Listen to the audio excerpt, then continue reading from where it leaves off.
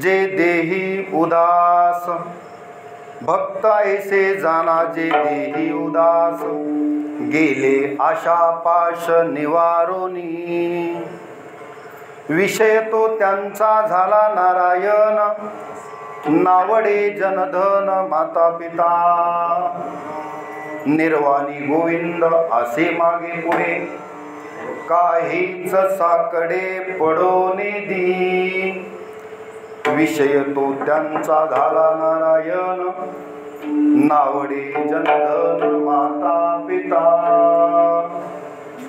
तुका म्हणे सत्य कर्मा व्हावे साह्य, तुका म्हणे सत्य कर्मा व्हावे साह्य, घातलिया भय नरका जाणे, विषय तो त्यांचा झाला नारायण, नावडे जनधन माता पिता. शांताकारं भुजगशयनं पद्मनाभं सुरेशं, विश्वाधारं गगनसदृशं मेघवर्णं शुभांगं, लक्ष्मीकान्तं कमलनयनं योगिभिर्ध्यानगम्यं, वन्दे विष्णुं भवभयहरं सर्वलोकैकनाथं. महायोगपीठे तटे भीमरथ्या, वरं पुण्डरीकाय दातुं मुनीन्द्रे, समागत्य तिष्ठन्तमानन्दकन्दं, परब्रह्मलिङ्गं भजे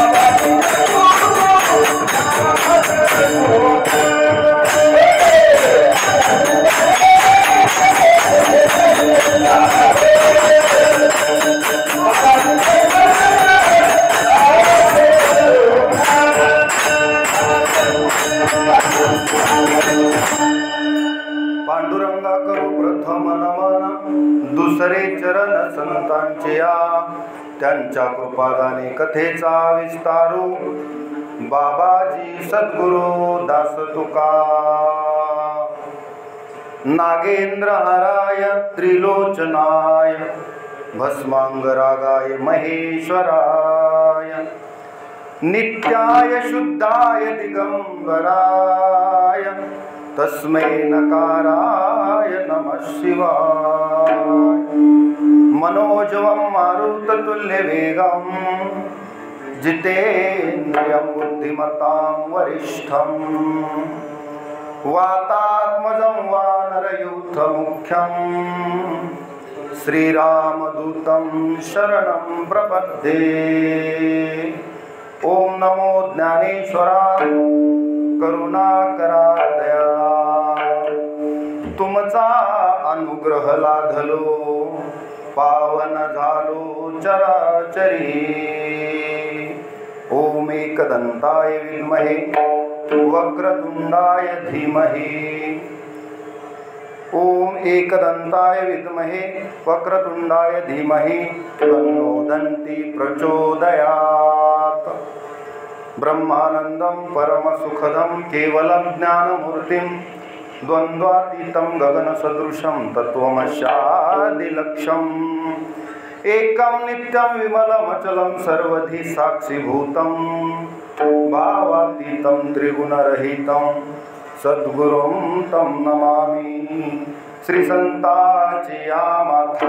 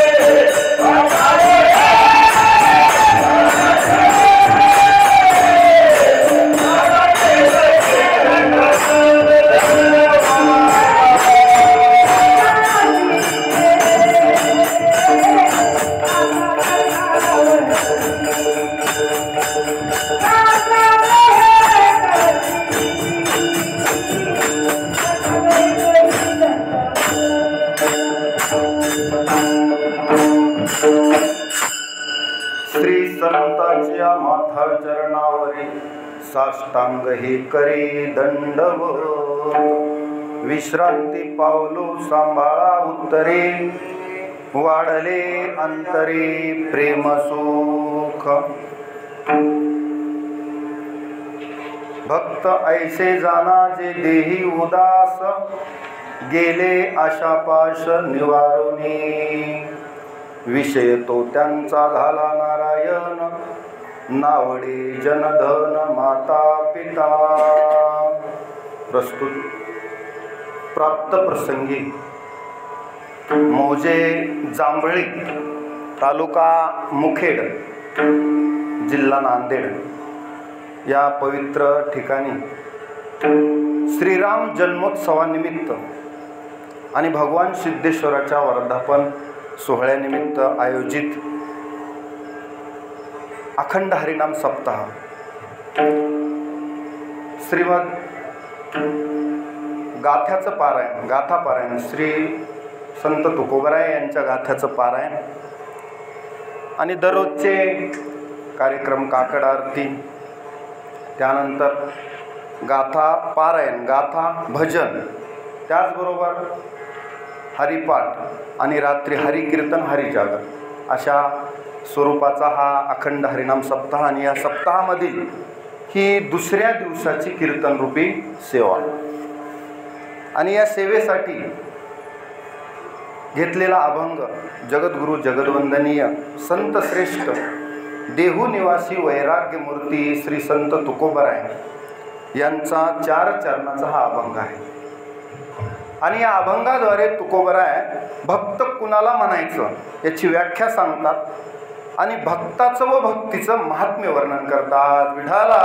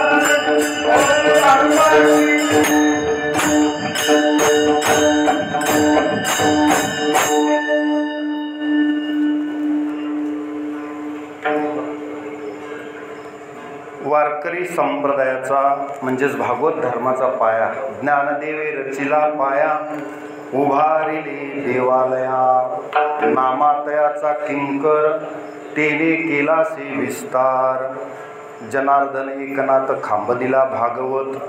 मग पुढे तुका झालासे कळस, बहिणी म्हणे फडकती ध्वजा, निरूपण केले ओजा. अशा पद्धतीनं या भागवत धर्मामध्ये आपण आज या सप्ताहामध्ये अगदी प्रतिकूल वातावरणात सर्वजण एकत्र आलात.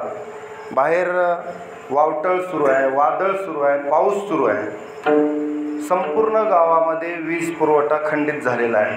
तरीसुद्धा जनरेटर लावून या गावातील जांभळी ग्रामस्थ मंडळी, सर्व जांभळीकर यांना धन्यवाद देतो की अशा स्थितीमध्ये आपण अखंड खंडेना जीवन राम कृष्ण नारायण, आपली जी दृढता आहे, सततय कीर्तयंतो माम यतंतश्च दृढव्रता नमश्यंतश्च माम भक्त्या नित्ययुक्ता उपासते.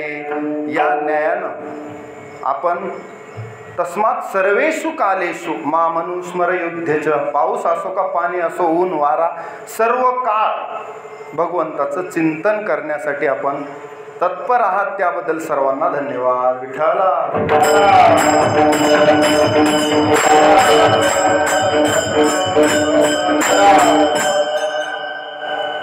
भक्त आणि भक्ती या दोन गोष्टीवर आपल्याला थोडंसं चिंतन करायचे. सर्वांनी थोडं लक्ष देऊन ऐका.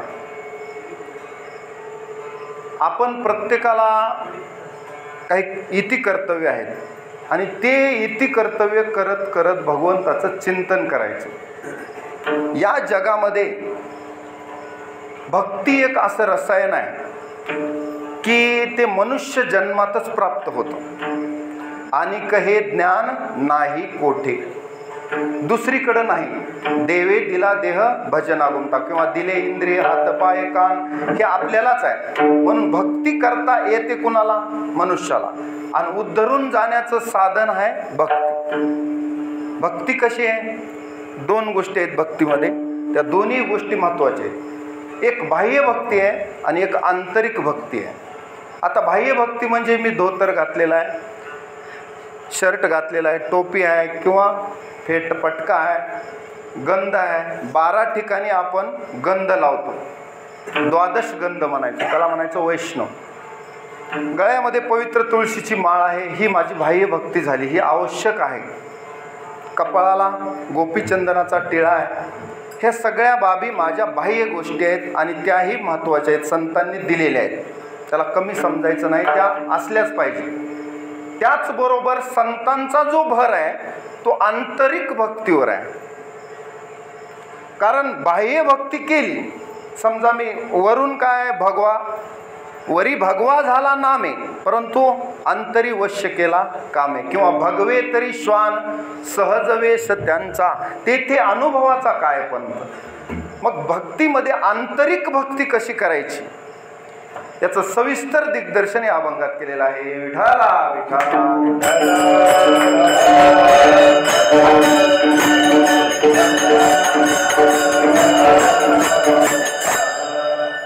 अभंग सर्वांच्या पाठांतरातला आहे. पाठ करायला सोपा आहे पण जगायला कठीण आहे. कृतीत आणणं फार कठीण आहे. भक्त म्हणून घेणं एवढं सोपं आहे का? भक्ती तो कठीण शुळावरील पोळी, भक्ती तो कठीण शुळावरील पोळी,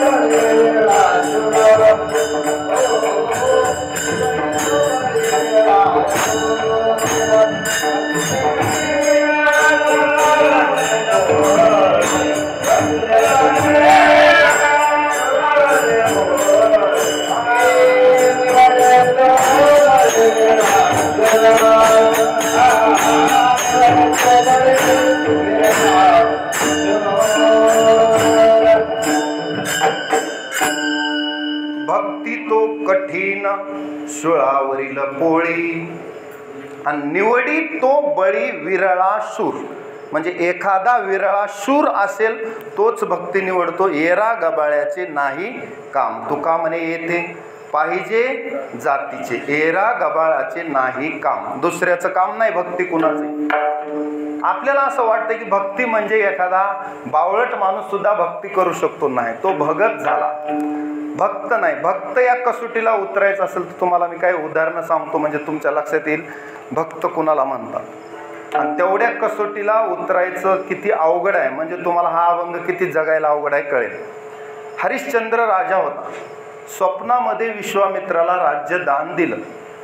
आपण जागृतीत कुणाला शब्द दिला तर स्वप्नातही खरा करणार नाहीत, पण त्यानं स्वप्नातला शब्द हरिश्चंद्रानं विश्वामित्राकडं गेले आणि विश्वामित्राला म्हणले मला स्वप्न पडलं होतं, मी तुम्हाला माझं राज्यदान दिले.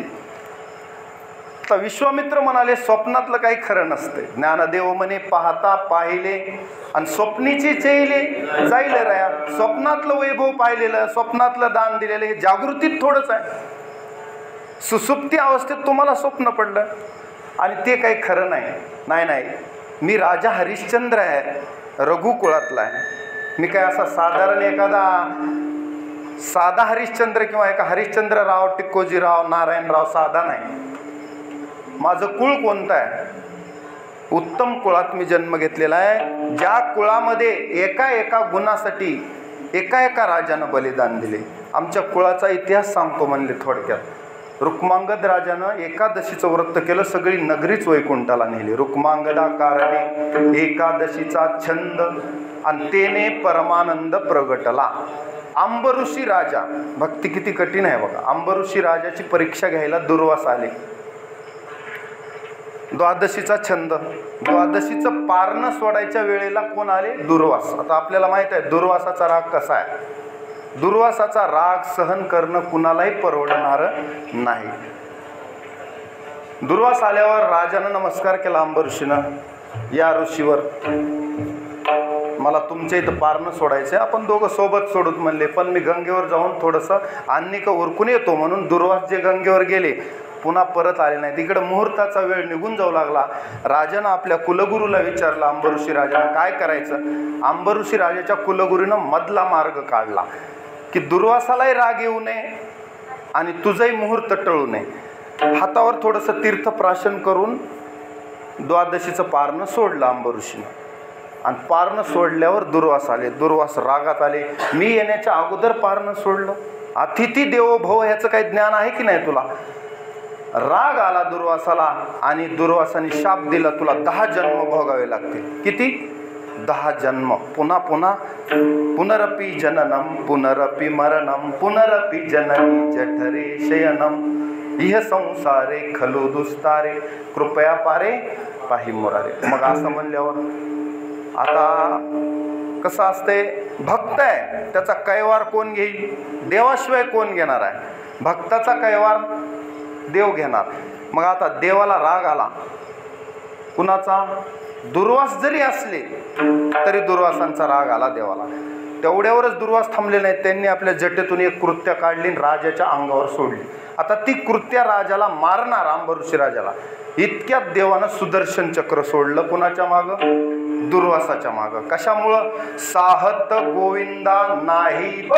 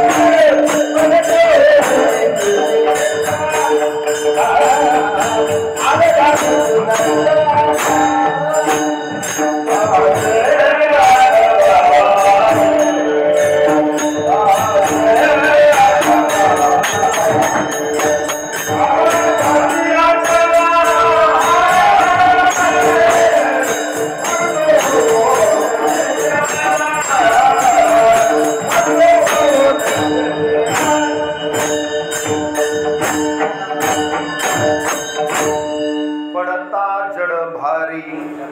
काय करावं संकट काळात? संकट आपल्यावर आल्यास कुणाचाच धावा करायचा नाही. कुणाचा करायचा? दासी आठवावा हरी. कारण त्याच्याशिवाय आपल्याला कोणी सोडवणारा नाही संकटातून. द्रौपदीला असंच वाटलं होतं की मला भीष्म सोडवतील, माझे 5 पती सोडवतील. कधी? वस्त्रहरणाच्या वेळेस. परंतु ज्या वेळेस ह्या सगळ्यांनी मान खाली घातली, म्हणजे असमर्थता दर्शवली की आम्ही असमर्थ आहोत मदतीला, अशा वेळी दासी आठवावा हरी, भगवान श्रीकृष्णाचा धावा केला. कोठे गुंतलासी,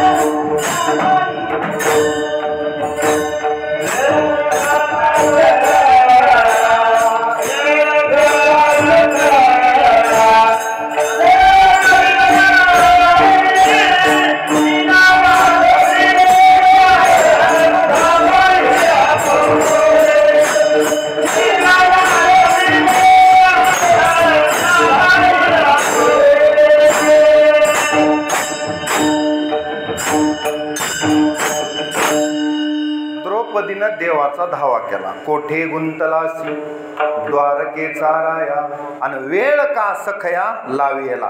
ताबडतोब धावून ये, दुर्योधन माझी साडी ओढतोय आणि मला भर सभेमध्ये माझं वस्त्रहरण होतंय, अशा प्रसंगी तू कुठं गुंतलास?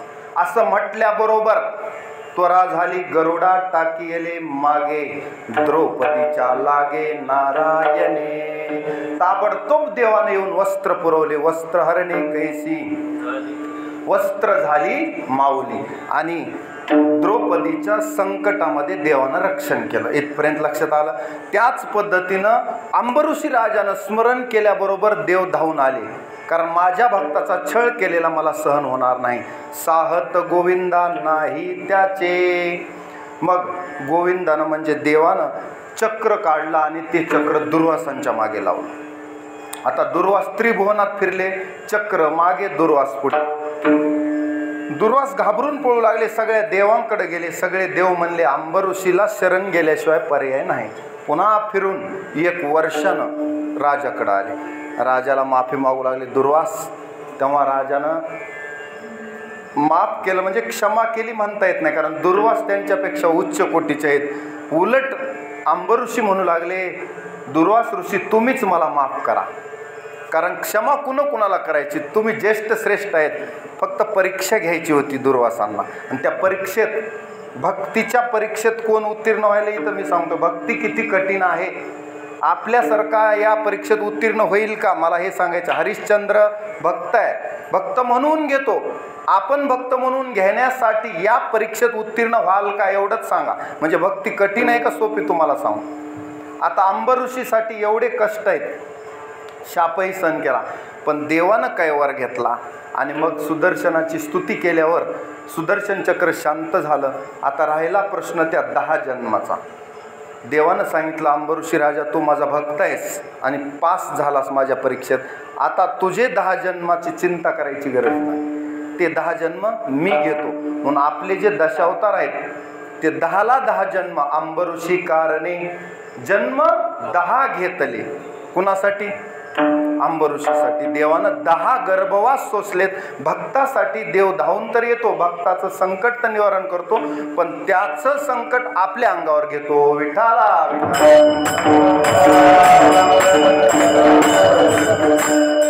आता या विश्वामित्राकडे मग ही जुनी कथा सांगू लागली. माझ्या अंबऋषी असे, माझ्या कुळामध्ये रघुकुळ, रघु अज, दशरथ, राम हे सगळे त्या पिढीतले आहेत. इक्ष्वाकुकुळ म्हणा, सूर्यवंशी म्हणा, ह्या रघुकुळ म्हणा, त्याच कुळाला नाव आहे.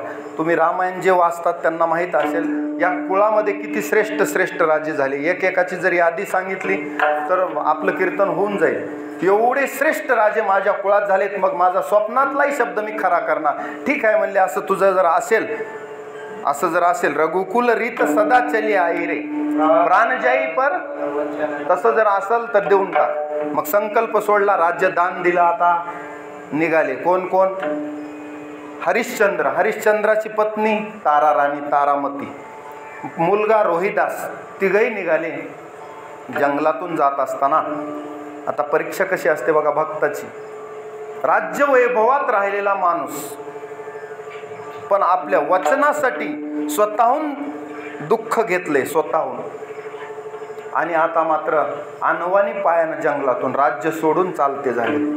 आता पुढे त्यांचा वनवास कसा कसा आहे, डोंबा घरी पाणी कसं वाहिलं, जाताना पानपोई पाणी प्यायला विश्वामित्रानं पानपोई तयार केली होती, पाणी तरी या राज्यातलं पितील. परंतु रोहिदासाला खूप तहान लागली असताना सुद्धा बापानं सांगितलं, म्हणजे हरिश्चंद्रानं सांगितलं, रोहिदासा तू हरिश्चंद्राचा मुलगा आहेस, मेलास तरी चालेल, पण ह्या फुकटच्या पानपोईचं पाणी सुद्धा प्यायचं नाही. असं म्हणल्याबरोबर त्या लेकरानं हातातला घेतलेला पाण्याचा ग्लास हातात ठेवला.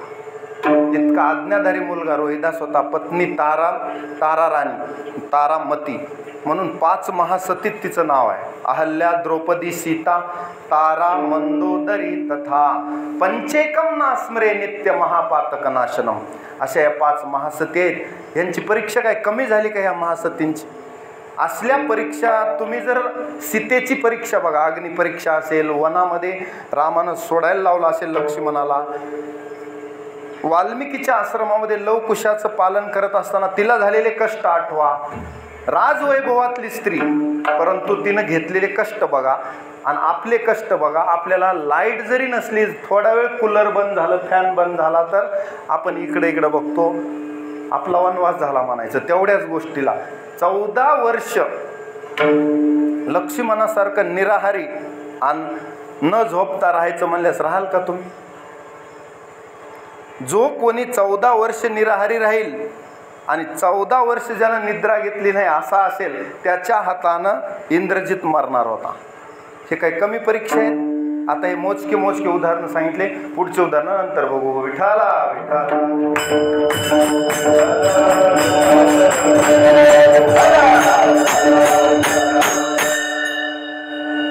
असे भक्त आहेत. भक्ती कठीण आहे एवढं लक्षात घ्या. भक्ती कशी आहे? एवढी सोपी नाही. बरं, भक्ती कठीण आहे असं तुम्हाला जर मी भीती घातली तर तुम्ही उठून जाल, पण ज्ञानोबा राय म्हणतात आम्ही तिला सोपं केलं. ज्ञानदेव म्हणे नाम हे सुलभ पण सर्वत्र दुर्लभ विरळा जाणे. आम्ही काय केलं, हे अवघड भक्तीतल्या वाटा मोडून टाकल्या आणि सोप्या वाटा केल्या. मोडून या वाटा सूक्ष्म दुस्तर आणि केला राज्यभार चाले ऐसा. आम्ही काय केलं, तुका म्हणे सोपी केली पायवाट. ही एवढी अवघड भक्ती तुम्हाला जमणार नाही. कलियुगातल्या माणसाला इथं 2 तास कीर्तनाला उभं राहणं होत नाही, तर तप कधी करणार? एका पायावर पाण्यात उभा राहून करणार तप तुम्ही? अजिबात नाही. ह्या युगामध्ये तुम्हाला तप होणार नाही. म्हणून आपल्या संतांनी आपला कळवळा आल्यामुळं ही भक्ती सोपी केली. कशी केली ते सांगतो. विठाला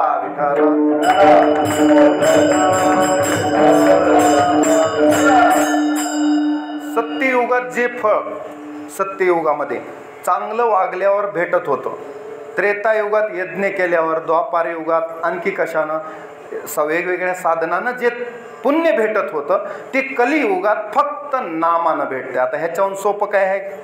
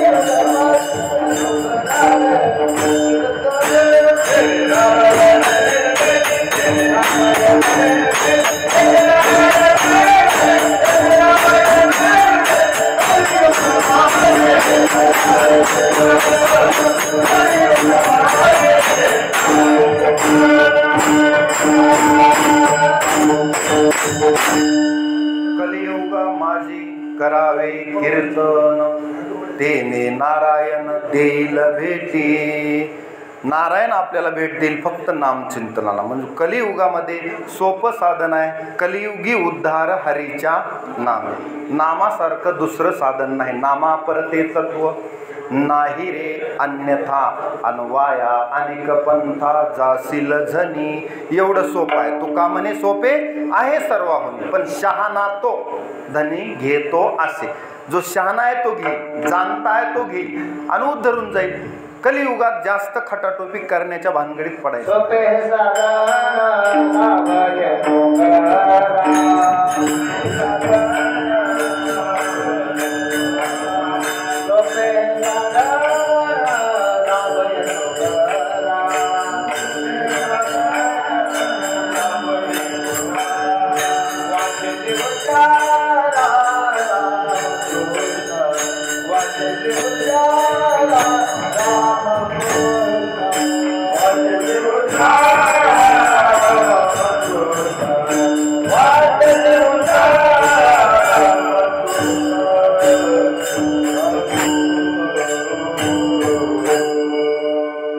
कसलं साधन आहे? सोपे हे साधन. काय करा? लाभ येतो घरा वाचेशी उच्चारा रामकृष्ण. सोपं साधन आहे, लाभ मोठा आहे. सोप्या साधनात जर लाभ जास्त होत असेल तर काय अडचण आहे? आणि कलियुगात माणसं कशाच्या मागे आहेत? कमी कष्टात जास्त पैसा कशात मिळेल त्याच्याच मागे आहेत की नाही? मग परमार्थात सुद्धा तोच नियम लावा. कमी कष्टात देव प्राप्त करायचा असेल तर कलियुगात नाम साधना श्रेष्ठ सांगितलेली आहे. म्हणून मुखी नाम हाती मोक्ष ऐशी साक्ष बहुतांची. किंवा नामेची तारिले कोट्यानु हे कोटी नामेची वैकुंठी बैसविले. बरेच प्रमाण आहेत. तरले तरती हा भरवसा नामधारकाचा ठसा. किंवा नामे तिन्ही लोक उद्धरती. पुराण प्रसिद्ध बोलिले वाल्मिक. नामे तिन्ही लोक उद्धरती. असे बरेच प्रमाण आहेत. आपल्याला पुढे अभंगाकडे जायचे.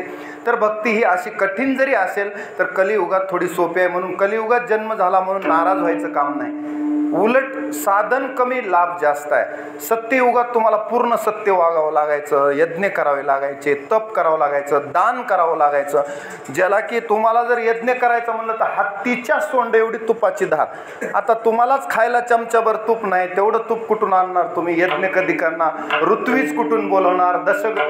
दशग्रंथी ब्राह्मण कुठून आणणार? त्यांना ते मंत्र आले पाहिजे, वेदांच्या रुचा आल्या पाहिजे. हे सगळं सोपं नाही कलियुगामध्ये.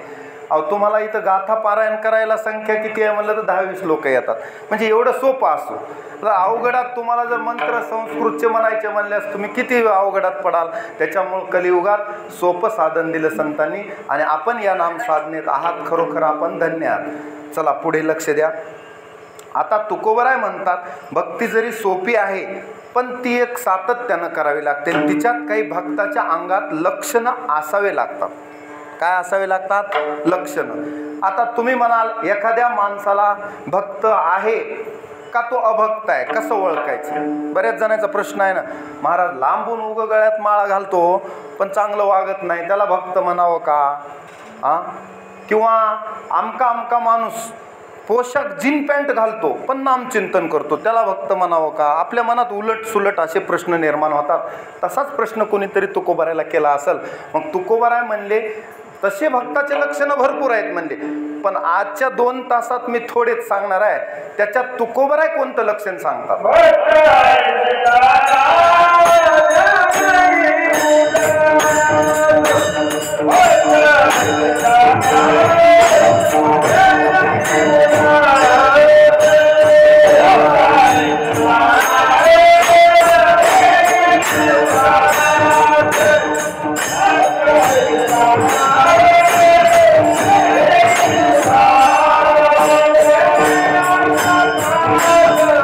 Shiva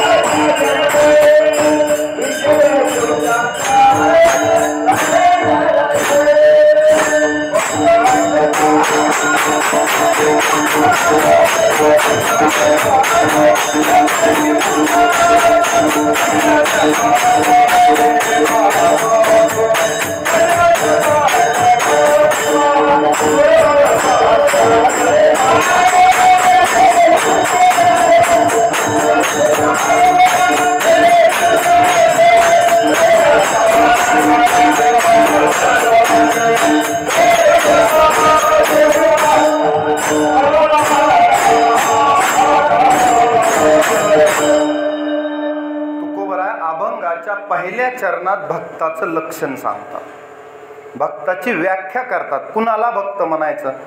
भक्त ऐसे जाना जे देही उदास आणि गेले आशा पाश निवारोनी. स्पष्ट शब्दात काही गोष्टी सांगितल्या. पहिली गोष्ट सांगितली त्याला भक्त म्हणा जो देहावर उदास आहे. आता तुम्ही म्हणाल उदास माणसं तर बसले तरी उदासच दिसतात. कसे दिसतात?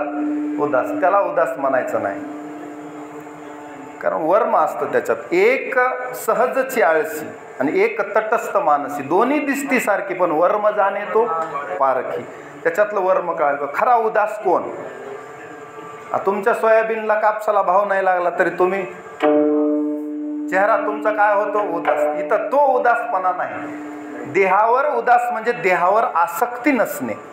काय नसणे? आसक्ती नसणे. तुम्ही म्हणाल आता आसक्ती काय? कशाला म्हणायचं आसक्ती? प्रपंचावर आपली आसक्ती आहे, म्हणजे तुमच्या लक्षात येईल. मुलाबाळावर आपली माया आहे, त्याला चिटकून बसलेलो होतो आपण. ह्या गुळाला मुंगळा चिटकतो की नाही? ओढून जरी काढला मुंडकं तुटल पण तो निघत नाही. त्याला म्हणायचं त्या गुळामध्ये कोण आसक्त आहे? तो मुंगळा आसक्त आहे. बरं तेवढं जाऊ द्या. कमळाच्या फुलामध्ये जर भुंगामध्ये गेला, एरवी तर भुंगा हे एखादा खांब जरी असला लाकडाचा तो कोरून बाहेर निघू शकतो. एवढी त्याच्यात काय ताकद आहे, सामर्थ्य आहे, पावर आहे त्याची. भलतैसे काष्ट कोरडे माऊली म्हणतात. परी कलिके माझी सापडे कोवळी केनी. तो जाऊ शकतो भेदून, पण त्या कमळामध्ये गेल्यावर तो गंध सेवन करतो आणि तो गंध त्याला एवढा आवडतो की तिथं आसक्त होतो. आसक्त झाल्यामुळे पुन्हा त्याला बाहेर यायचं आठवण राहत नाही. येता येत नाही असं नाही, येता येतं, पण तो स्वतःहून आसक्त झाला, गुंतला. म्हणून भ्रमर गुंतले सुमन कळी.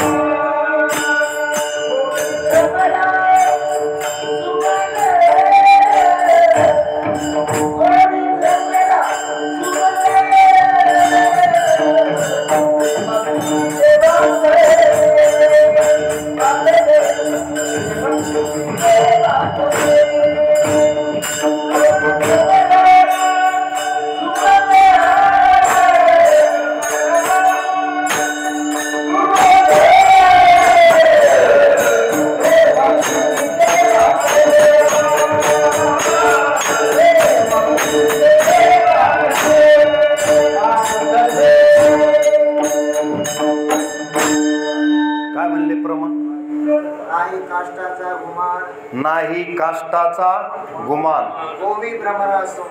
गोवी भ्रमरा सुमन. आता काष्टाचं हे नाही, त्याला लाकडाचं काय नाही, पण तिथं गोवल्या जातो. कुठं?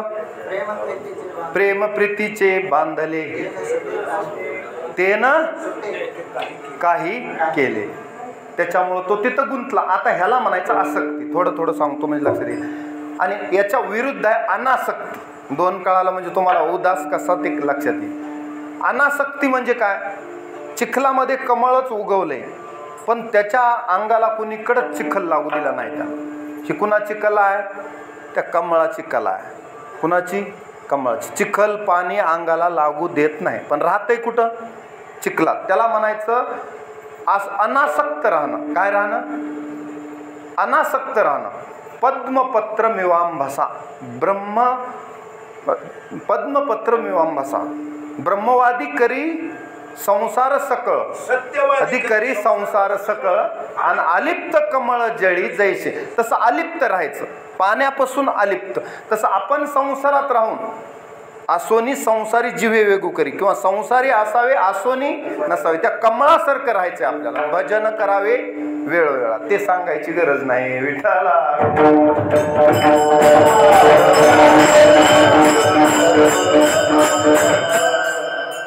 मग आता आसक्त आणि अनासक्त कळाला, तसंच देहाला लावा. आता देहावर सुद्धा आपली आसक्ती आहे का अनासक्ती आहे?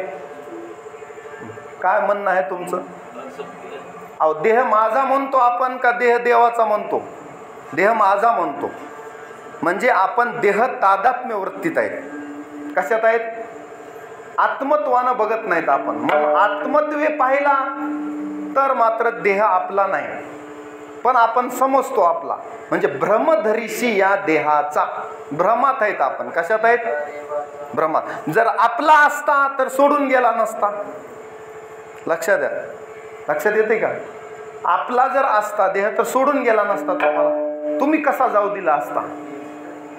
म्हणजे याचा अर्थ तो आपला देह हे काळाचे, धन कुबेराचे, तो आपला नाही.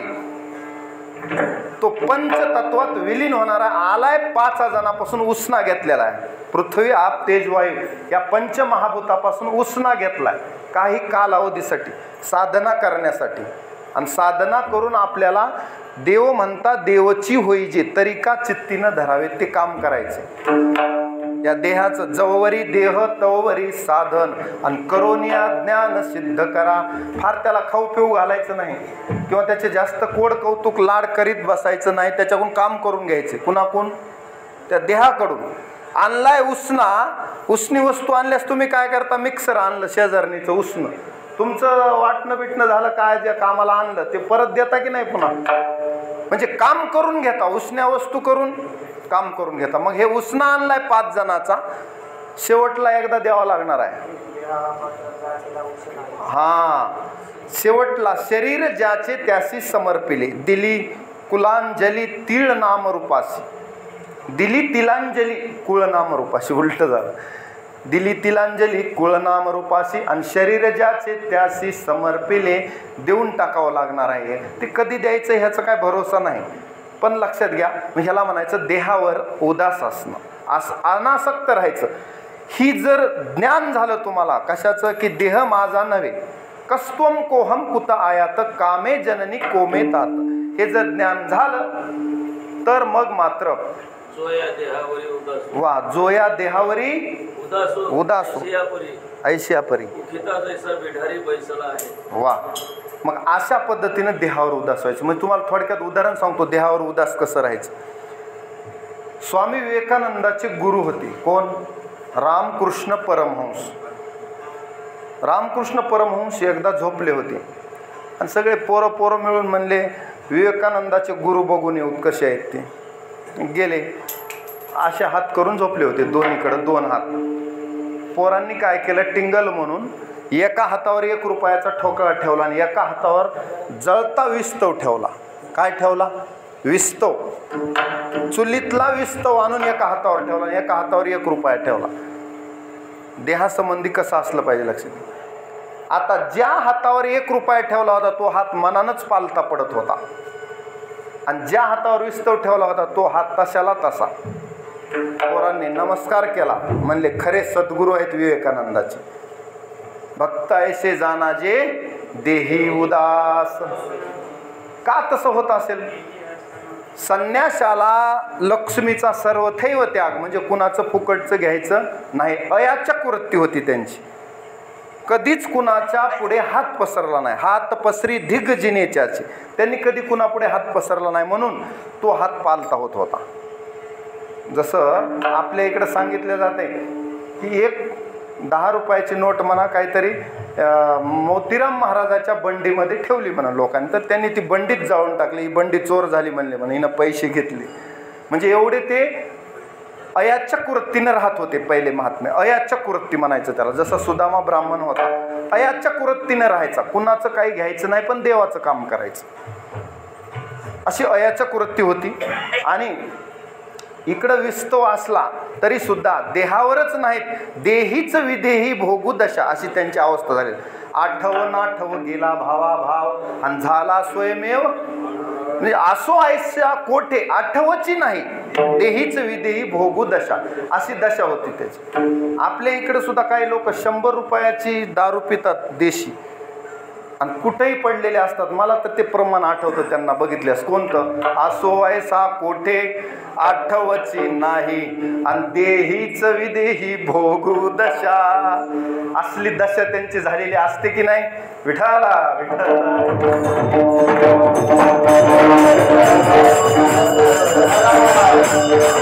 चला भक्त ऐसे जाना जे देही उदास.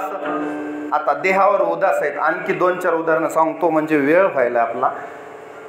जनक राजाचा पाय अग्नीमध्ये जळत होता. कुठं जळत होता? अग्नी माझी जळे एक पाव. कुणाचा? जनक राजाचा. तरी देहावर नव्हती. शिबी राजाची परीक्षा घ्यायला आले देव, तर मांडीचं मांस कापून दिलं शिबी राजानं. त्याला म्हणायचं भक्त ऐसे जाना जे देही उदास. आणि उलट रडू लागले की एकाच मांडीचं मांस देवाच्या कामाला आलं, एक अवयव देवाच्या कामाला आला नाही, तो सुद्धा यायला पाहिजे होता, ह्याचं वाईट वाटतंय म्हणू लागले. याला म्हणायचं भक्त ऐसे जाना जे देही उदास. असे उदास असतात. आता असे आपल्या ह्याच्यामध्ये बरेच आहेत. तुकोबराय सुद्धा म्हणतात उदासीनाचा देह ब्रह्म रूप. उदासीनाचा देह ब्रह्म नाही पुण्य पाप लागत त्या. पुण्य पाप लागत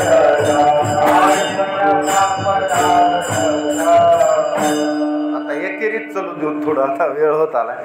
उदासीनाचा देह ब्रह्मरूप आणि नाही पुण्य पाप लागत त्या. त्याला पुण्य पाप लागत नाही, कारण उदासीन वदासीन मसक्तम तेषु कर्मसु. असक्त राहतच नाहीत ते कशात, सगळ्या गोष्टीवर अनासक्त असतात असे महात्मे. मग अनासक्त राहून जर कर्म केलं तर ते श्रेष्ठ होते. उदाहरण सांगतो. युधिष्ठिर राजा श्रेष्ठ आहे. का श्रेष्ठ आहे? एका जणानं प्रश्न केला तुकोबरायला. त्यानं तर सगळ्या कुळाचा नाश केला युद्धामध्ये, त्यांचंच कुळ त्यांच्या हातानं नष्ट केलं, तरी युधिष्ठिर श्रेष्ठ म्हणता. त्यावेळेस ज्ञानोबरायांनी तिथं ओवी टाकले की तया करणीय आत घडो का त्रैलोक्याचा घात, परितेने केली हे मात बोलू नये. अनासक्त राहून कर्म केले, त्याच्यामुळं त्याचं पाप पुण्य त्याच्या अंगाला युधिष्ठिराच्या लागू शकत नाही, कारण उदासीन वृत्तीनं कर्म केलं. विठाला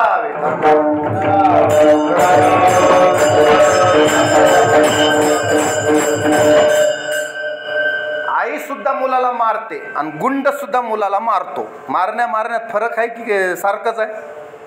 फरक आहे. आई मारते म्हणजे त्याचं काहीतरी भलं व्हावं म्हणून मारते. म्हणून आईनं मारलेलं हे बालकाला त्याच्या फायद्यासाठी आहे आणि गुंडानं मारलेलं मात्र द्वेषातून मारलेलं आहे, म्हणून त्याचं मारणं वेगळं, आईचं मारणं वेगळं. तसं कर्म दोघेही करतात.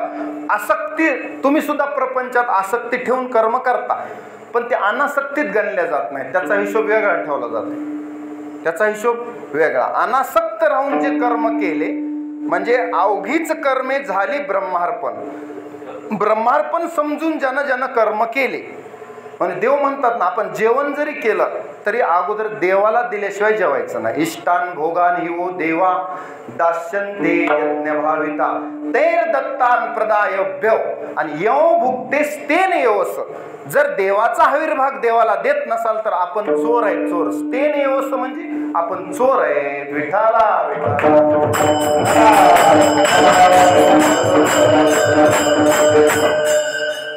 आता पुढचा तुकडा आहे गेले आशापासून निवारण. हे झाले देही उदास. आणखी एक भक्ताचं लक्षण आहे ते म्हणजे गेले आशापासून निवार होणे. आता तुम्ही आम्ही इथं जेवढी बसलात ते एका बंधनात बांधलेत. कोणत्या? आशा नावाच्या बंधनात. इथं बसलेल्या प्रत्येकाला ह्या बाईनं त्रस्त केलंय. कोणत्या? आशा नावाच्या बाईनं. आपला काही तिनं पाठपुरावा पिच्छाच सोडला नाही. जन्मल्यापासून आपलं आशा, इच्छा, काम, वासना याच्या मागे. आता पंचदशिकार विद्यारण्य स्वामी म्हणतात की काम कशाला म्हणायचं, की मला हे हवंय, मला ते हवंय. हे हवंय जे आहे त्या इच्छेलाच काम म्हणायचं. त्या इच्छेलाच काय म्हणायचं? काम. मला हे हवंय, मला ते पाहिजे. बसल्या बसल्या माणूस मला असं असतं तर बरं झालं असतं, तसं असतं तर बरं झालं असतं. दिवसभर 1000 जन्म घ्यावे लागतील एवढ्या वासना करतो माणूस एका दिवसात. आणि मग वासनेच्या संगी किती जरी प्रमाण आपण म्हटले तरी आपल्या एका दिवसातल्या वासना मोजल्या तर त्या वासनेला आपल्याला जड भरत राजाला तरी थोड्यात आवरील त्याचं, आपलं थोडक्यात आवरत नाही. किती वासना, किती इच्छा जीव करतो, ज्याचे त्यानं तपासा. विठ्ठला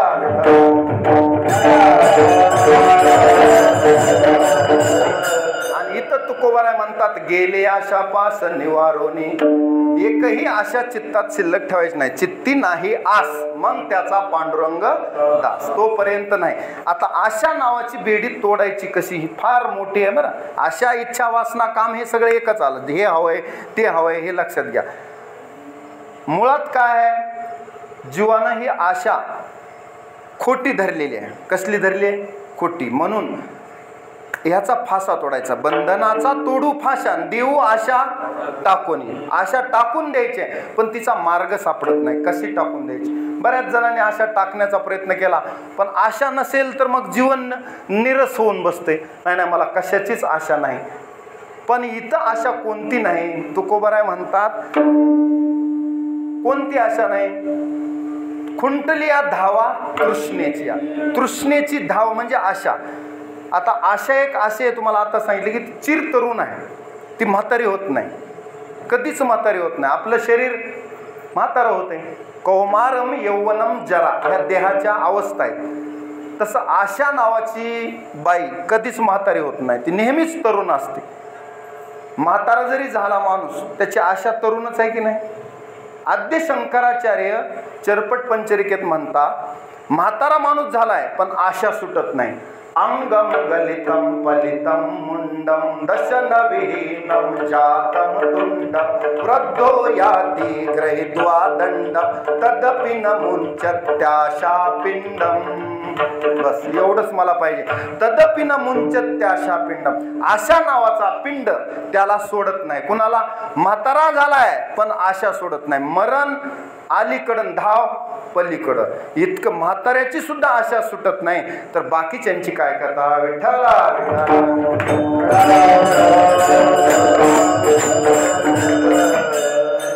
आता जास्त सांगत नाही, खोलात गेले. ह्या आशेनं किती कुटाणा केलाय. देवाला सुद्धा आशा उपजली. एकदा आशा उपजली अनंतासी, नीच वामनत्व आले त्यासी. कुणाला? देवाला सुद्धा आशा उपजली अनंतासी, नीच वामनत्व आले त्याशी. असे दीन केले देवासी. मग इतराची काय कथा? देवाला सुद्धा आशेनं दीन केलंय. एकदा बलिराजाच्या वेळेस त्याला वामन अवतार घ्यावा लागला आणि बळीच्या दारामध्ये याचना करावी लागली, मला त्रिपाद भूमी दे म्हणून. 3 पावलं भूमी मागितली. कुणा? वामनानं. आणि बळीला पाताळात घातलं. त्यावेळेस देवाला सुद्धा आशा उत्पन्न झाली. म्हणजे ज्यालाही आशा उत्पन्न झाली तो दीन होतो. आणि भक्तीमध्ये दीनता जमत नाही.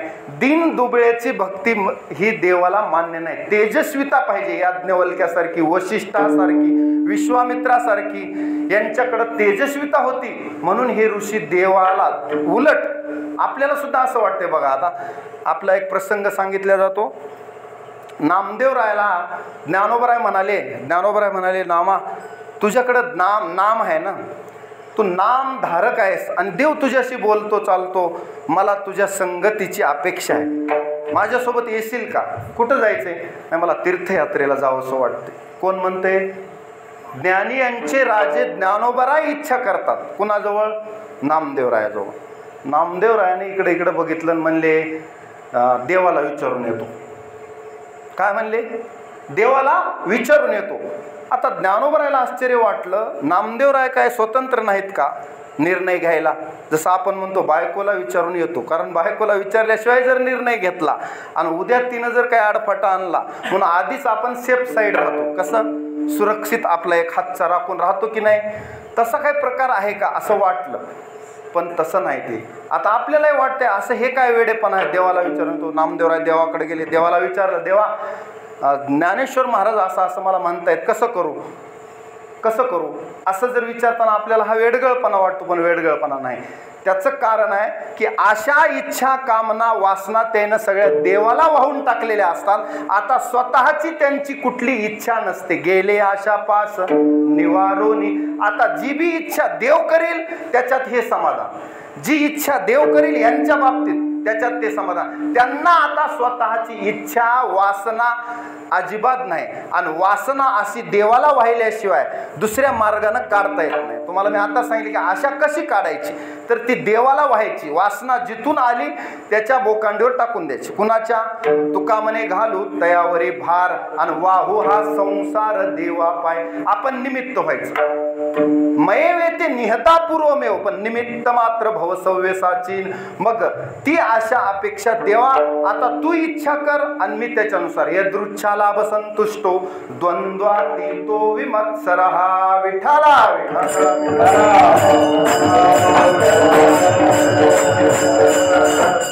गेले आशा पास निवारोनी. अशी आशा निवारायची. आता हे पाच शब्द का आला? माणसाकडे मोहपास, आशापास.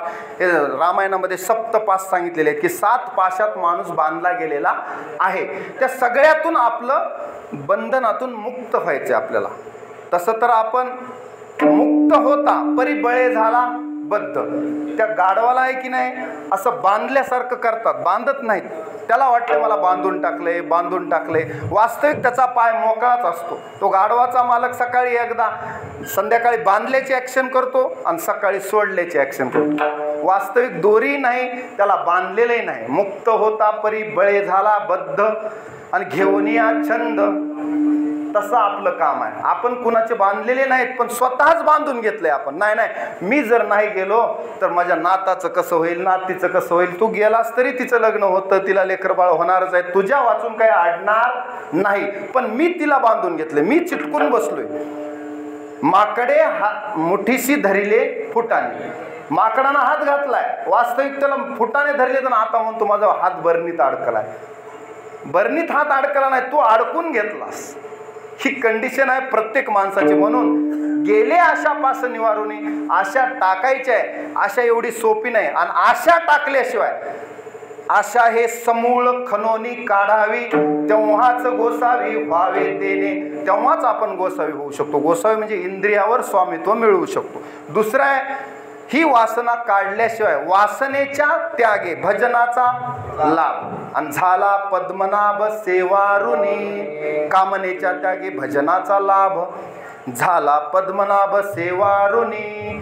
किंवा या वासनेला काढण्यासाठी हिचा पाय मोडून टाका असं बी नाथ महाराज सांगतात. अशा विविध पद्धतीने ही वासना आपल्याला काढून टाकायची आहे. तेव्हाच आपण भक्त म्हणून घेऊ शकतो.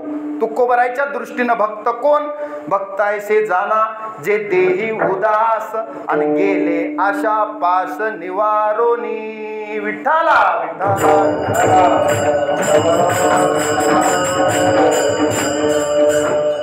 मग ह्या सगळ्या विषयापासून, आशेपासून बाजूला झाले. आता काय उरलं त्यांच्याकडं?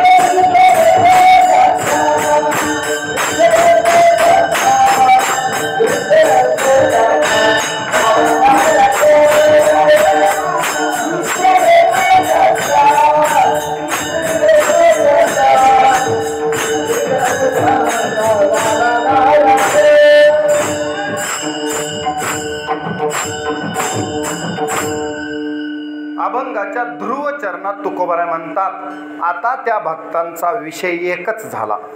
एक विषय तो सकळांचा हरी, विषय तो त्यांचा झाला नारायण. आता देव हा एकच विषय त्यांचा झाला. आता बाकी विषयाला त्यांनी फाटा दिला.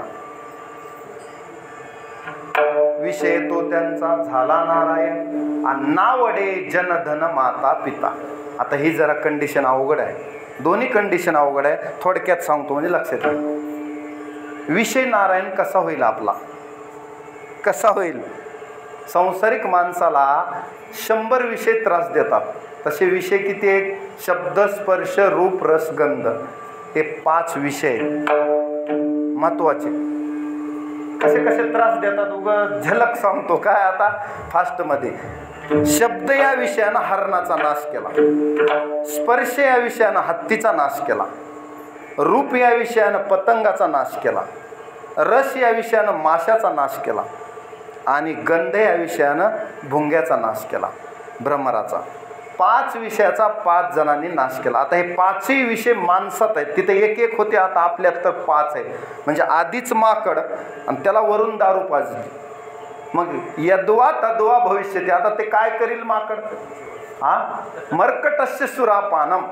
त्याचं भविष्य कोणी सांगू शकणार नाही. वरी आधीच माकड आणि त्याला पुन्हा दारू पाजल्यास ते काय करील? इतके विषय विकारी आहेत. पण ह्या विकारी विषयाचे आपल्याला दात पाडायचे. मग तो विषयरूपी साप आपल्याला त्रास देणार नाही, कारण त्याचा विषयाचा दात बघून ठेका आणायचा. विठाला विठाला.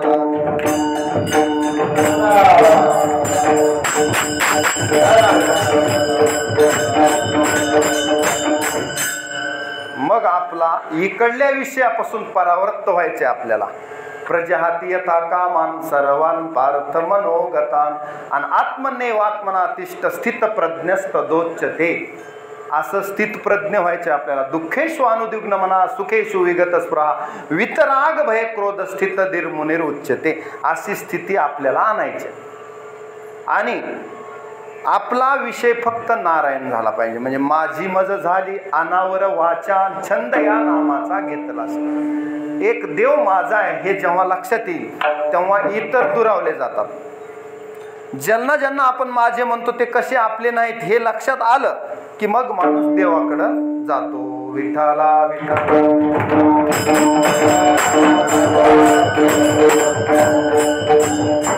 उदाहरण सांगतो तुम्हाला. आता आपण फार वेळ घेणार नाही तुमचा.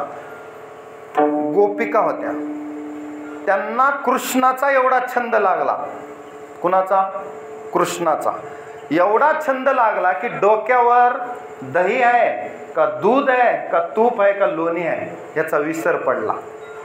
विषयी विसर पडिला निशेष अंगी ब्रह्मरस ठसावला. इतका विसर पडला.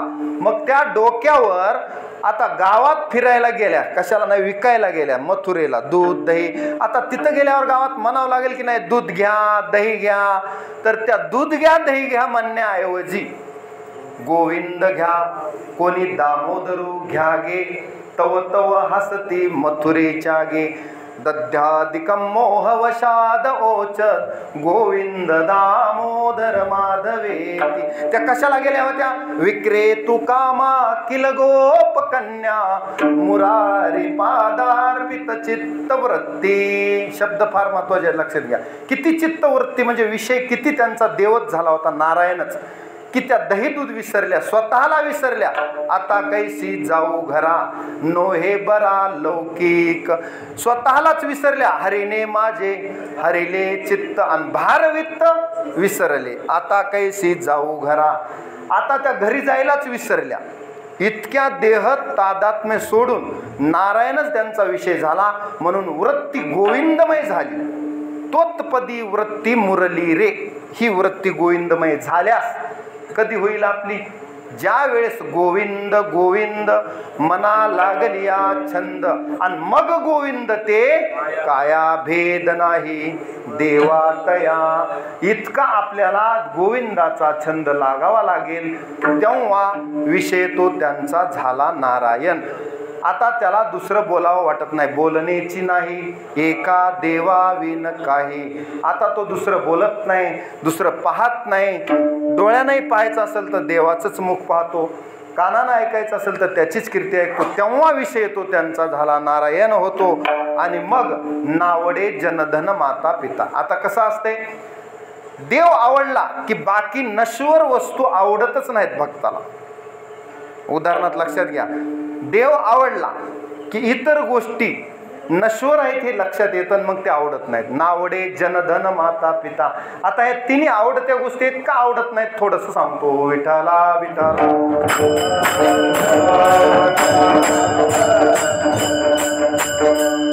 नावडे जन, नावडे धन आणि नावडे माता पिता. थोडक्यात लक्ष द्या. आता सगळ्यांना लोकांनी मला चांगलं म्हणावं, मी चांगला दिसावा असं प्रत्येकाला वाटतं का वाटत नाही? 4 माणसात मला काही किंमत असावी, माझी काही कीर्ती असावी असं प्रत्येकाला वाटतं. ही मनाची काय आहे? अपेक्षा आहे. पण इथं संत म्हणतात आम्हाला ही अपेक्षा नाही. लोकांनी आम्हाला चांगलं म्हणावं, निंदी कोणी मारी वंदी कोणी पूजा करी, माझं हेही नाही तेही नाही, ही त्यांची वृत्ती आहे. आपली सांगालून त्यांची, म्हणजे तुम्ही दोन्हीतला फरक बघून घ्या, वेळ कमी आहे म्हणून. आता दुसरं आहे, संतांना तसं वाटते म्हणून ते जन म्हणजे लोकांचा आधार फारसा शोधत नाहीत. तरीका नेन ते होते मागे ऋषी, तीही ह्या जनाशी दुराविले. आणि कुठं गेले? वनांतरी वास केला. कशामुळं? कंदमुळा धातू, कंदमुळा पाला धातूच्या पोषणानं वास रानांतरी केला. कारण गुणदोष अंगाला येत नाही. जनतेत राहिलं की गुणदोष अंगाला लागतात. शामराव काहीतरी म्हणतात, टिकोजीराव काहीतरी म्हणतात, आमकेराव काहीतरी म्हणतात. मग ते गुणदोष काय होतात? आपल्या अंगाला दुसऱ्याचे नसलेले चिटकतात. कुठं? जनतेत राहिल्यास. म्हणून तुकोबराय म्हणतात, तुका म्हणे आता ऐके हे वचन, तुका म्हणे आता ऐके हे वचन, जन भक्ती करा,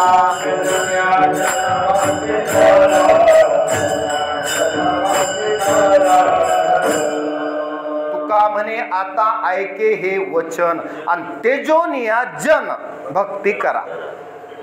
जनतेच्या फार नादाला लागू नका. लोक आज चांगलं म्हणतात, उद्या डोक्यावरून आपटून देतात. नाही, उगा लोकांचं कसं आहे, फार काळ तुमची कीर्ती लोकांमध्ये राहणार. आणि तसंही तुमचं कर्म काय लोक सांभाळून ठेवणार नाहीत.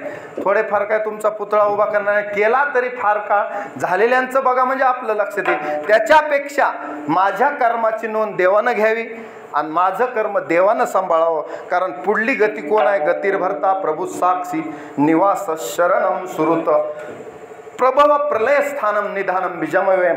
तोच माझ्या कर्माचा साक्षी आहे. मागचं जन्म कर्म कुणं सांभाळून ठेवलं? आता जे तुम्ही खात आहे ते मागचं शिळ संचित खायलेत की नाही? आता जे काही कर्म तुमचं तयार व्हायले पुढचं क्रियमान, पुढे तुम्हाला त्याचे फळ भेटणार आहेत, प्रारब्ध रूपानं भेटणार आहेत की नाही? मग ते कोण सांभाळतं? लोक सांभाळतात, बायको सांभाळते, पुढारी सांभाळतात, कोणीच सांभाळत नाही. हे तुम्हाला काही देणार नाहीत, काही सांभाळत नाहीत, उलट तुम्हाला अधोगतीला नेतात. म्हणून ह्यांच्या फार नादी लागायचं नाही. तेजोनिया जन भक्ती करा. आणि जर भक्ती केली तर मग देव आपला होतो आणि देव हे कर्म सांभाळून ठेवतो. म्हणून देवाचं आवडतं व्हायचं बघा, जनतेचं आवडतं होण्याचा प्रयत्न करू नका. विठाला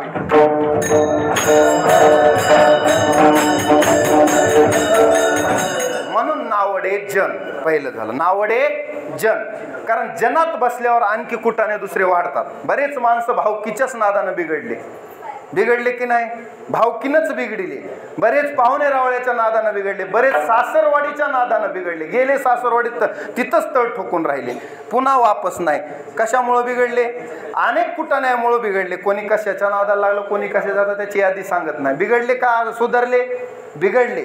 कशाचा तरी संघ जडला आणि माणूस बिघडला. म्हणून ज्याला कुणाला देवाकडे जायचे त्यानं सर्व संगी वीट आला, तू एकला आवडसी, अशी अवस्था झाल्यावरच विषय येतो त्यांचा झाला नारायण. तू एकला आवडसी. देव आवडला पाहिजे.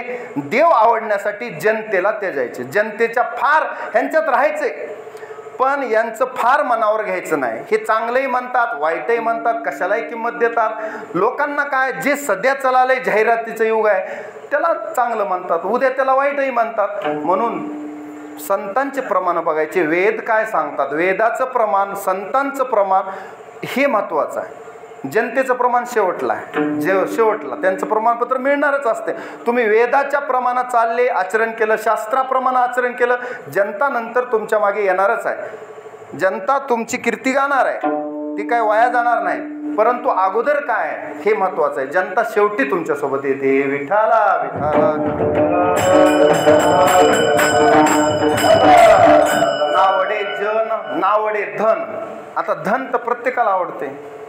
मृदंगाला सुद्धा पीठ लावल्याशिवाय ते धन धन धन धन वाजत नाही. खायला पीठ द्यावं लागतं तेव्हा ते आवाज काढते. खायला दिल्याशिवाय महाराज बी आवाज काढत नाही. आता पुरणपोळी खाल्ली मी आमच्या पांचाळ महाराजाकडे, म्हणून आवाज निघाला. विठाला विठाला.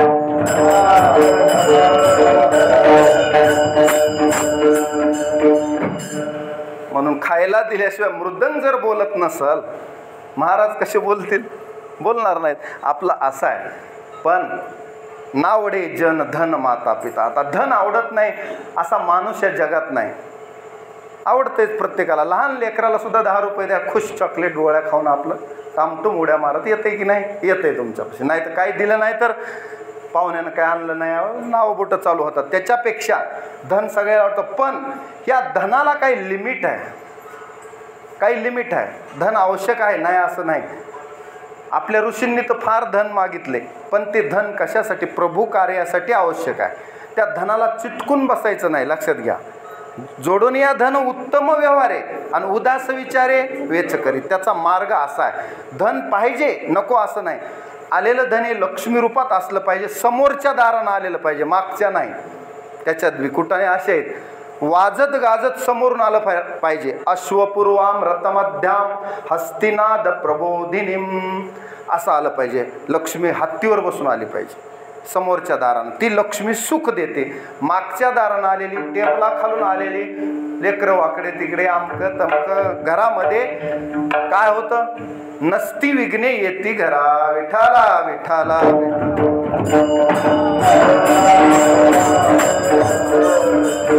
नावडे जन धन. आता धन, या धनाचा न धरी विश्वास जैसी तरवर छाया.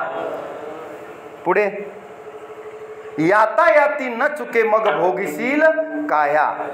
या लागी वैकुंठ नाथाच्या तू चिंती पारे पाया. म्हणून त्याच्या जास्त नादाला लागू नको. आणि ते असंही प्रारब्धेची जोडे. धन जेवढं मिळणार आहे तेवढं मिळणारच आहे. फार हाव केली म्हणजे जास्त मिळणार आहे असं आहे का? त्याचेही ठोकताळे आहेत. जेवढं मिळणार आहे, तू स्मशानात गेला तरी मिळणारच आहे, इथं राहिला तरी मिळणार आहे, आणखी कुठं जरी गेला तरी. जेथे जातो तेथे तू माझं सांगती, किंवा जेथे जातो तेथे कपाळ सरीशे. उदाहरण सांगतो, कालिदासाला भोजराजा म्हणला, माझ्या दरबारात आहेस म्हणून तुझी कीर्ती आहे, तुला खायला मिळाले. कालिराजा म्हणतो कपालम न भूपालम. एका शब्द सांगतो, कपालम न भूपालम. माझ्या कपाळ आहे म्हणजे माझं अदृष्ट आहे, त्या अदृष्टामुळं मला खायला मिळते, राजामुळं नाही. तू तर निमित्त आहेस. विठाला.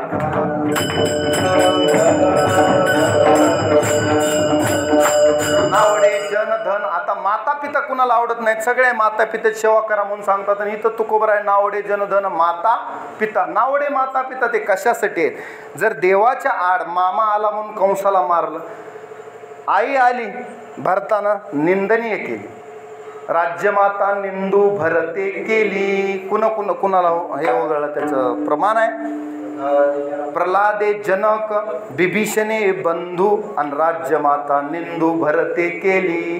प्रल्हादानं आपल्या पित्याचा त्याग केला. नावडे माता पिता. नावडे जनधन. आता माता पिताचं. पिता नको मला, का? नाव घ्यायलाच बंदी केली. भगवंताची भक्ती करायलाच अडचण आहे. कुठं? घरातच. मग घरात राहायचंच कशाला म्हणला? पित्याचा त्याग केला. कुणाचा? हिरण्यकश्यपूचा. प्रल्हादे जनक बिभीषणे बंधू. रावणापाशी राहून काय फायदा आहे म्हणलं? हा लात घालून मला बाहेर काढतोय आणि हा राक्षस आहे, याला किती जरी सांगितलं तरी हा धर्मानं न्यायानं वागत नाही, राहण्यात अर्थ नाही, म्हणून रामाच्या पक्षात गेला. कोण? बिभीषण. विभीषणे बंधू आणि राज्य माता निंदू भरते केली. भरतानं कैकेयीची निंदा केली. तू माझ्या सोन्यासारख्या भावाला वनवासात पाठवलं, मला राज्याची अपेक्षा केली, हे फार चुकीचं केलंस. म्हणून राज्यमाता निंदू भरते केली. नावडे जनधन माता पिता. एकदा सगळ्यांनी हात वर करून विठोबा रुक्माईचं भजन घ्या. वेळ संपत आलेला आहे. विठोबा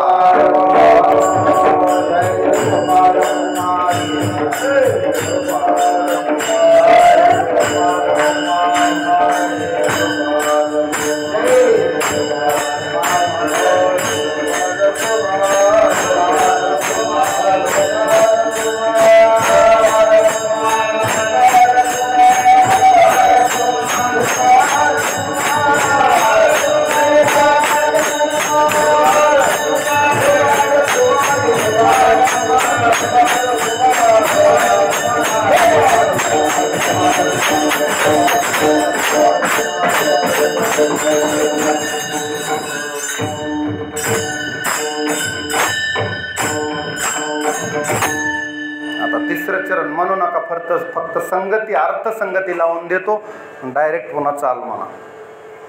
तिसऱ्या चरणात तुकोबराय सांगतात, असे कोणी जर भक्त झाले, कसे या लक्षणामध्ये बसले, तर मग देव त्यांना आपल्या परीक्षेत उत्तीर्ण करतो आणि आपल्या पक्षात घेतो. आता सध्या पक्षात घेण्याचा कार्यक्रम सुरू आहे की नाही?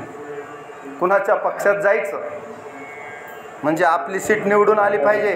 कुणाची? आपली स्वतःची. ह्या जीवाचं कल्याण झालं पाहिजे. या जन्मातच जन्मलो तोच कशासाठी? ते काम तर करून जावं लागेल ना. भक्तीविना मातीमुखी त्याच्या नाही. तर भक्ती असेल तर आपलं जीवन आहे.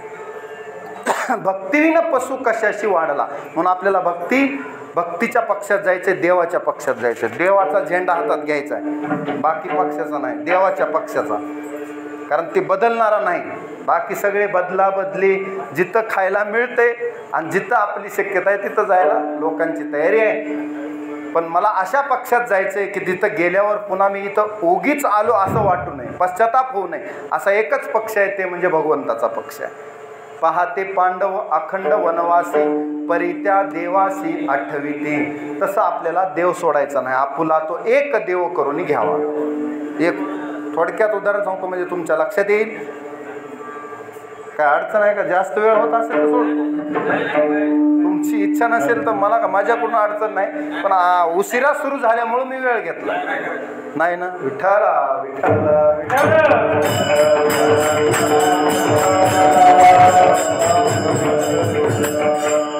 पुढचं 2 संगती तरी ऐकून तरी पूर्ण होईल अभंग आपला, नाही तर अर्धवट राहील. सोडायला मग अर्धवट सोडावं लागतं. काय सांगू लागलो मी? एक बाई दळण दळत बसलेली होती. आता पहिल्या काळात दळण कशावर दळायच्या? जात्यावर. सुंदर माझे जाते गे फिरे बहुतेके, ओव्या गाव कौतुके तू ये रे बा विठ्ठला. म्हणत म्हणत म्हणत दळण दळायच्या. संत कबीर त्या ठिकाणी आले आणि रडू लागली. ती बाई म्हणली, संत आहेत, कबीर आहेत, रडतात का? तिने विचारलं, महाराज का रडतात?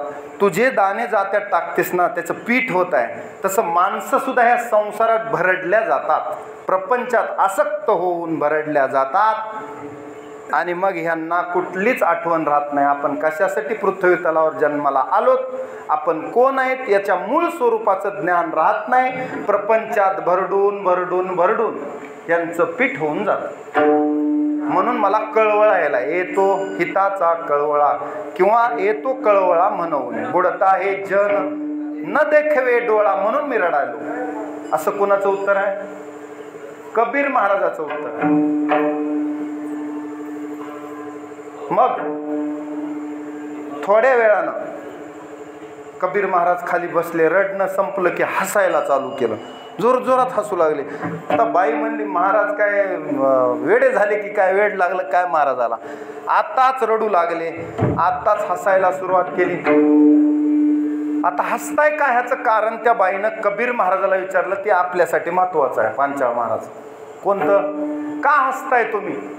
कबीर महाराजानं सांगितलं, जरी सगळ्या दाण्याचं पीठ होत असेल तरी काही असे दाणे आहेत त्यांचं पीठ होत नाही, जे दाणे मधल्या खुंट्याला धरून आहेत त्यांचं पीठ होत नाही. ह्याच्यातून मला उत्तर सापडलं की जे लोक देवाला धरून आहेत, संसारात संसार करतात पण देवाला धरून, त्यांचं पीठ होत नाही. संसार करतात पण देवाला सोडून, खुंट्याला सोडून जेवढे बी दाणे आहेत त्यांचं पीठ आहे. आणि खुंट्याला धरून जेवढेही दाणे आहेत, कसल्याही संसाराची पाळू वरून फिरू द्या, त्यांचं पीठ होत नाही. म्हणून आपुला तो एक देव करून घ्यावा आणि तेने विन जीवा सुख नव्हे. हे उत्तर लक्षात आल्यावर मग म्हणले आता मी देवाला सोडणार नाही आणि संसारात भरडल्या जाणार नाही, खुंट्याला धरून राहीन.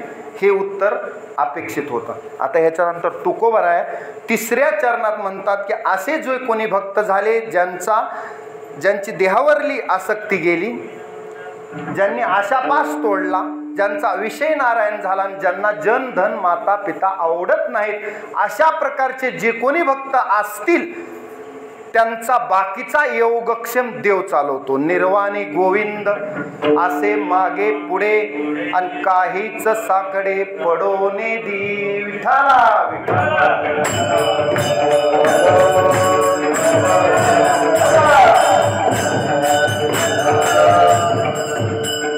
अशा भक्तांचा योगक्षेम. अनन्यास चिंतयन्तो माम ए जना पर्युपासते तेषां नित्याभियुक्तानां योगक्षेमं वहाम्यहम्. अशा भक्ताचा योगक्षेम देव चालवतो आणि कसल्याही संकटात किंवा अंतकाळी, निर्वाणाच्या वेळी, कोणत्याही वेळी देव त्यांच्या मागे पुढे असतो. आता ह्याचे उदाहरणं बरेच आहेत, तेवढे यादी सांगत नाही. निर्वाणी गोविंद असे मागे पुढे आणि काहीच साकडे पडोने दी. एकच उदाहरण सांगतो महाभारतातलं, म्हणजे तुम्हाला लक्षात येईल. अर्जुनाच्या जीवनात काही काही साकडे म्हणजे काही काही कोडे असे आले की त्याचं उत्तरच अर्जुनाकडे नव्हतं. कर्णाला कसं मारायचं ह्याचं उत्तर कुणाकडं नव्हतं, अर्जुनाकडे नव्हतं. कारण त्याची वास्तविक शक्तीचं काय करायचं, म्हणून ती घटोत्कचावर चालवायची हे देवानं ठरवलं होतं. निर्वाणी गोविंद असे मागे पुढे सांगतो मी, काहीच साकडे कसं पडू देत नाही, भक्ताला साकडं पडू देत नाही, कुठली अडचण चिंता वाटू देत नाही. तू युद्ध कर, कर्णाचं मी पाहतो. तू युद्ध कर, जयद्रथाला कसं मारायचं मी पाहतो. सूर्याला झाकून हा सूर्य हा जयद्रथ मारला की नाही. निर्वाणी गोविंद असे मागे पुढे. त्यानंतर द्रोणाचार्याला कसं मारायचं हा प्रश्न होता. देवानं सांगितलं मी आहे मागे पुढे, चिंता करायची गरज काहीच साकडे पडोने दी. जो धर्म कधीच जीवनात खोटं बोलला नाही त्याला अर्ध खोटं बोलायला लावलं. नरोवा कुंजरोवा, हत्ती केला मारला आणि हत्ती मेला का अश्वत्थामा मेला मला माहित नाही. अश्वत्थामा हत नरोवा कुंजरोवा म्हणायला लावलं आणि द्रोणाचार्याला मारलं. निर्वाणी गोविंद असे मागे पुढे काहीच साकडे पडोने दी. भीष्माला मारायचे, एकट्या भीष्मानं 10 दिवस युद्ध केले, कसलेच भीष्म आटोपत नव्हते.